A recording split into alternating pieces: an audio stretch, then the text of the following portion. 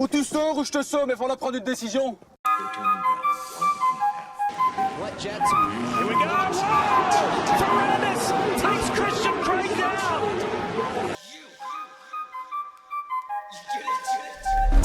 And Hurley's looking to make a move down the inside! Oh, he runs down into Sky Rowley! Oh! Wow! Block Pass, le média qui traite de l'actualité du motocross mondial, en long, en large, mais surtout en travers. Bonjour à toutes et à tous, bienvenue dans ce 4e épisode du podcast Block Pass. Aujourd'hui, on va vous livrer nos impressions ainsi que les principaux enseignements à retenir suite aux 2 premières épreuves du championnat du monde MX2 qui se sont déroulées respectivement lors de l'ouverture à Matterley Basin en Angleterre et ensuite dans les sables hollandais de Valkenswaard. Petit état des lieux au classement général après ces 2 premières épreuves, le français Tom Vialle a pris la tête et il devance de 5 petits points Jago Geerts, le pilote belge, suivi par l'Australien Jed Beaton qui vient compléter le podium et notre Français Maxime Renaud vient prendre la 4e place à quelques longueurs du podium, 13 pour être exact. C'est parti! Malheureusement on a eu 2 courses, ça s'est arrêté subitement, on n'a pas eu grand chose à se mettre sous la dent, mais déjà, qu'est-ce que tu as pensé du premier Grand Prix et ensuite du second? Alors je te coupe. Ouais. Vas-y, finis ce que tu allais dire. Non, mais simplement, voilà, pareil, me dire peut-être un mix 2 rapidement, parce qu'on a encore une fois. Moi, je voulais juste revenir, on a parlé tout à l'heure, on a parlé vachement COV-19 du côté des États-Unis. Ouais, je voulais moins en parler pour l'Europe, parce que je trouve qu'il y a beaucoup moins d'éléments et que la situation est beaucoup plus claire de notre côté, mais vas-y. Non, je voulais dire qu'aujourd'hui c'est incertain. On nous avait annoncé une reprise en juin. Là, on parle de septembre. Voilà, ça pue un peu. Ça a été repoussé. C'est sûr que tu as raison. Il y a moins de choses précises, donc c'est dur de se projeter. Mais on traverse quand même une belle crise aussi. Les pilotes sont arrêtés beaucoup plus longtemps. Et juste pour en venir Il y a un truc. au Corona, moi, il y a un truc sur lequel je trouve pas ça bien. C'est que les fédérations et les promoteurs n'aient pas interdit aux pilotes de s'entraîner, que tout le monde soit sur le pied d'égalité. Quand c'est, je veux dire, là c'est une crise sanitaire, c'est pas normal que parce que en France t'es confiné, tu peux pas t'entraîner. Et je vais te dire une connerie. En Slovénie ou j'en sais rien si le confinement est après ou s'il n'y en a pas ou dans d'autres pays les mecs roulent ou parce qu'ils ont des pistes privées chez eux, je trouve pas ça normal. Je trouve que c'est quelque chose d'important. L'hiver, pas de problème, l'hiver t'as une semaine, c'est 7 jours, tout le monde a 7 jours. Le mec qui veut s'entraîner comme un forcené 7 jours sur 7, il le fait. L'autre il préfère être dans son canapé, aller s'entraîner 2 fois dans la semaine. Voilà, c'est son choix. Il sera sûrement moins fort que l'autre. Là t'as des mecs qui veulent s'entraîner mais qui sont forcés de rester chez eux, et d'autres qui peuvent s'entraîner parce que ils ont la chance d'avoir un terrain chez eux, ou une piste privée, ou ils le font un peu hors la loi, etc. Je citerai pas forcément de nom, mais j'ai vu des mecs s'entraîner. Moi je trouve que les fédés auraient dû mettre je trouve que la FIM,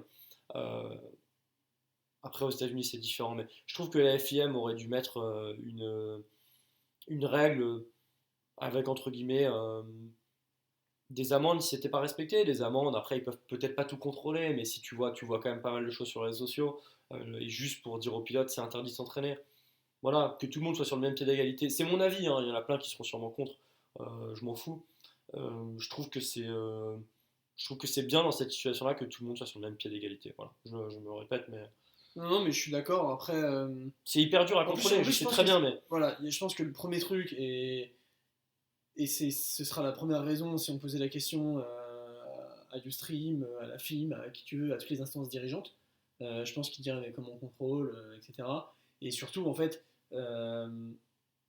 ils font, je pense que les pilotes, toujours sans citer de nom, mais on pense forcément à des mecs qui sont de divers pays. On va penser à Geiger qui potentiellement, on se dit qu'en Slovénie, la situation sanitaire est différente, donc il aura peut-être plus de passe droit. Je pense qu'en fait, ils s'adaptent surtout en fait, en fonction de l'endroit où ils vivent. Ils respectent la loi, c'est-à-dire que si t'es français, tu peux pas. Même si t'as une piste privée, tu peux pas, voilà. Si t'es slovène, je connais pas exactement la situation là-bas, mais potentiellement, ça va être plus facile et tu vas pouvoir le faire. Donc je suis d'accord avec toi que en termes d'équité, ce qui va se passer, en vrai, c'est que les instances dirigeantes vont communiquer à tous les pilotes une date de reprise au même moment à tous les pilotes, Ouais, ce qui serait bien, c'est qu'à partir de cette date-là, tout le monde puisse se réentraîner. ouais, enfin, pas à partir de la date, mais à partir de Bah, la, à partir du du moment où c'est moment. communiqué, Ouais, tu voilà, vois. exactement. Un mois avant, Parce que je c'est pense sûr, les mecs sinon, peuvent continuer à faire du C'est sport. sûr, sinon c'est un peu. Enfin, moi en tout cas, si j'étais un des pilotes qui joue le titre, par exemple, bah, j'aurais le seum. Toi, ça me que quoi qu'on Bah, de me dire que mon concurrent numéro 1, ça se trouve, il est en Ah, train de voilà, s'entraîner ouais. et qu'il prend Ouais. de l'avance sur moi. Ouais, un Rins, etc. Bon, après, ils peuvent jouer de l'intox, hein, on sait rien de ce qui se passe. Hein. Non, mais. Je pense que tu as les mecs qui s'entraînent sur leur piste privée en secret ou pas en secret, et d'autres qui sont chez eux et qui font du sport et c'est tout, ils peuvent pas faire de moto. Alors, ça va pas se perdre, mais tu as quand même des automatismes à reprendre. Et j'aurais aimé voilà, qu'un mois avant la date de reprise du championnat, on te dise allez, go, la reprise ce sera à telle date, c'est bon, vous pouvez recommencer de vous entraîner. Mm. Après, c'est bon, ça soulève un autre problème. Est-ce que tel pays serait déconfiné? Est-ce que tel pays serait déconfiné? Ça soulève un autre problème, mais moi j'aurais aimé qu'il y ait plus d'équité là-dessus. C'était juste une petite parenthèse. Non, mais je suis d'accord. On va reprendre après. Ouais, tu me sur posais ce qui ouais, s'est passé, ce qu'on a vu, rapidement parler de ce qui s'est passé devant en MX2. Ouais, rapidement, MX2. Moi, il y a deux choses. Après, dis-moi si tu as vu d'autres trucs, mais moi, j'ai trouvé, bon, ça se détache vite, hein, Vial, Gertz, qui sont vite, et Hofer, qui a été une belle surprise. C'est un peu tout ce que j'ai pu observer et ce qui m'a plu. Ouais, bah exactement. Début du championnat, un Grand Prix d'Angleterre qui avait mal commencé, des conditions météo de malade. Euh, Neige, soleil, pluie, orage, enfin tout. Finalement, ils ont eu de la chance, des bonnes conditions de course le dimanche. Devant, on a eu Vial quand même. Et Gertz, comme tu dis, pour moi, c'est les deux qui se détachent. Ça va être euh, les deux prétendants à la victoire. Après, Olsen, je crois qu'il roulait blessé, qui revenait de blessure. Que j'attendais un peu ce trio-là, Olsen, Gertz et Vial. Voilà, bagarre, on va dire, à distance en Angleterre, entre Vial et Gertz. Vial fait une erreur alors qu'il est en tête. Il cale, la moto a un peu de mal à redémarrer. Voilà, il ne gagne pas la manche qu'il aurait dû gagner. Il gagne la deuxième. À Valkenswaard, il gagne le Grand Prix. Je trouve qu'il est solide, il est là, il a continué sa progression qu'il avait entamée l'année dernière. Gertz, je trouve, a bien progressé. Je pense que la YAM, la 2,5 YAM a progressé aussi beaucoup. Peut-être du fait que maintenant Michele, le team Rinaldi, Michele Rinaldi soit concentré à fond sur le développement des 2,5 et des 4,5, juste du développement, il n'a plus de team. Voilà, je pense que ça fait évoluer la moto. Michele Rinaldi qui était directeur du team. Ouais.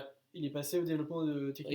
Exactement. Quand ça a été, quand Vilvo a récupéré le team officiel en 450, Yamaha a décidé de donner le développement à Michele et il n'avait plus la charge du team. Voilà. Donc c'est lui qui gère le développement et je pense que que ce soit les 4,5 ou les 2,5 ont progressé, mais la 2,5 a beaucoup progressé. Par devant et Gertz c'est fort. Ouais. Donc pas de surprise, j'ai trouvé les courses pas hyper passionnantes, peut-être parce que c'est le début du championnat, que le championnat est long. On a eu, comme tu t'as évoqué, voilà, c'est toujours, moi ça me fait toujours, c'est impressionnant quand même, c'est KTM, dès qu'ils prennent un pilote, on en reviendra, peut-être tu reviendras dessus plus tard, peut-être on se posera la question, on soulèvera, on en parlera, pourquoi, mais KTM, quand ils prennent un pilote, ils lui donnent tous les moyens et il progresse, et il est là. C'est assez fou. Voilà, il a progressé. Il va être dans le top 5. Ouais, tout de suite, il est dans le coup. Après, moi, j'adore un mec, Maxime Renault. Je trouve que c'est un mec qui est discret. On n'en entend pas trop parler. Il fait son truc dans son coin. Il n'avait pas forcément le bon matos l'année dernière. Je l'ai vu à plusieurs Grands Prix avoir des problèmes mécaniques. Notamment à Saint-Jean, il se battait, il revenait, il grappillait des places. Et puis, à 5 minutes de la fin, la moto cassée. Cette année, Yamaha, ils l'ont un peu récompensé. Je crois qu'ils l'ont laissé dans la même structure, mais on lui a donné du meilleur matos. Il est là, il est solide. Il est moins bien parti. Il a eu un peu quelques petits problèmes en Angleterre. Mais moi, j'ai eu la chance d'être à Valkenswaard et il m'a impressionné. Je trouvais qu'il était rapide et il était solide. Et un peu à l'image d'un Webb ou d'un Anderson aux États-Unis, beaucoup d'engagement dans le pilotage, beaucoup de volonté. Et ça, j'adore. Je trouve que c'est un guerrier et j'espère qu'il va nous faire beaucoup de podiums et qu'il va gagner les Grands Prix cette année. Voilà, je pense qu'il le mérite. C'est pas forcément lui qui a la meilleure structure, la meilleure moto, mais en tout cas, il fait tout pour réussir. Voilà, après, j'espère que les autres Français vont mettre du gaz aussi. Boiramé qui revenait de blessure, qui a bien roulé, qui est parti devant. Voilà, c'était cool. Après, j'ai fait un peu le tour en 2,5. Ouais, clairement, non, moi je pensais juste, courses. je pensais juste à Jet Beaton aussi. Ouais, Jet Beaton. Jet Beaton qui a fait 2 fois deuxième, si je dis pas de bêtises. Deux fois 3 à. Non, attends, j'ai vérifié. Ah, Mais, 2 fois 2 du Grand Prix, pardon. Non, j'ai l'impression qu'il avait fait des deuxième places en manche, mais je peux me tromper. Ouais, non, il fait 3 et 2 à Valkenswaard. Ouais, à Valkenswaard, il fait 3 et 2, donc il fait 3 et 2. Donc pas mal. Et moi, perso, je l'attendais pas forcément là. Et du coup, là, il est troisième au championnat. Et il fait deuxième aussi en Angleterre. En Angleterre. Ah, pardon, ok. Donc c'est pour ça qu'il fait 2 fois deuxième. Il fait 2 Ouais, deuxième places, ok. c'est ce que je voulais dire. Donc quand même rapide et opportuniste. Pour l'instant, et régulier, solide. Ouais. Husqvarna officiel. L'année dernière, régulièrement en top 10. Cette année, après, t'as pas mal de mecs qui ont eu la contrainte de la limite d'âge. Et Prado aussi, lui qui n'a pas forcément la limite d'âge, mais qui a dû passer en 450. Donc la hiérarchie change un peu. Forcément, les mecs qui étaient de 10, ils se rapprochent du top 5. Je trouve ça bien quand t'as un mec comme ça, parce qu'il a pris un autre statut, clairement, comme Vial qui était dans le monde de Prado et qui prend le statut de top pilote qui doit. Mais après, qui a la responsabilité de jouer le titre. Bon, en tout cas, belle progression. Belle progression, il est là. Voilà, on espère que ça va continuer pour lui, mais en tout cas, je trouve en dessous en termes de vitesse de Gertz et Tom Vial. On en a fini avec ce tour d'horizon du championnat MX2. On revient très vite pour vous parler de ce qui s'est passé chez les gros bras en MXGP. D'ici là, portez-vous bien. N'hésitez pas à partager dans les commentaires vos opinions, ce que vous avez aimé, moins aimé, qui sont vos favoris pour le titre. N'hésitez pas à vous abonner à notre chaîne YouTube ou à nous suivre sur Spotify ou sur Instagram, bloc.pass. À très bientôt.